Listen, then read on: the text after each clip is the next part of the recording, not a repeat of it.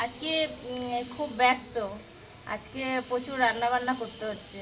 আজকে অনেক লোকজন আসবে তো বাড়িতে, তাই। তো আজকে মানে অনেক বড় হাঁড়ি তো, গ্যাসে বসালে তাড়াতাড়ি হবে না বলে কাঠেই চলে এসেছি করতে। এটা বাঁধাকপির আলু হচ্ছে ভাজা।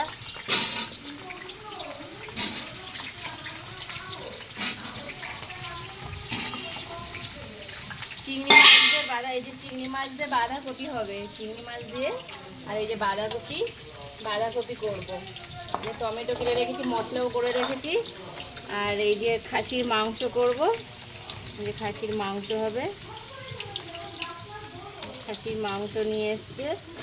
এখানে প্রায় 3 কিলো মতো খাসির মাংস আছে। 3 কিলো খাসির মাংস হবে, কারণ লোক আছে তোমার 12-14 জন মতো লোক খাবে। তো 3 কিলো ওই জন্য মাংস নিয়ে এসছে। আর ডাল করেছি, চিপসও হয়েছে, চাটনি হয়েছে, পাঁপড়।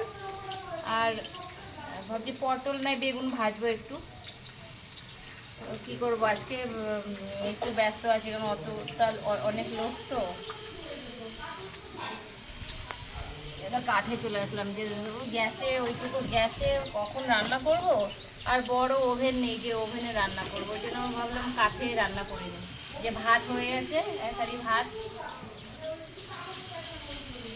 আর এখন ডালও হয়ে আছে। ডালটা গ্যাসে করেছি, ওটা নিচে, মানে এটা আমার দোতলার উপরের ছাদে রান্না হচ্ছে।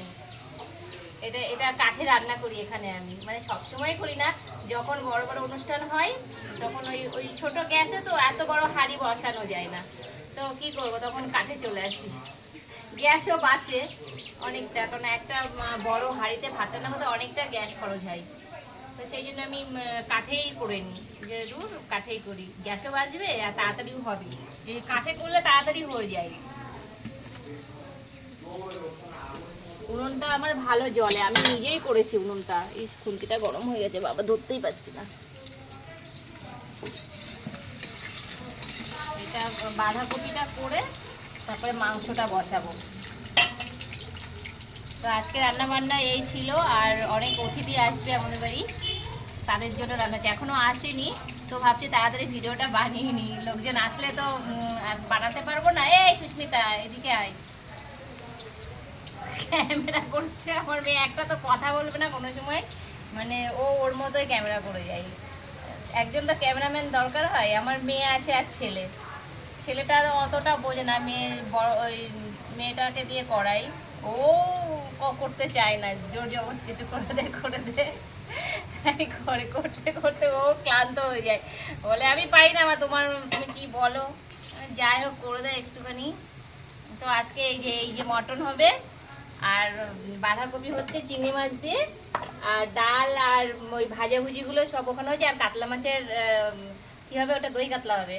আর দই কাতলাটা এখনো মানে হয়নি, ওটা হবে। ওটা গ্যাসে করব নিচে। তো এখন টাটা, আবার দেখা হবে।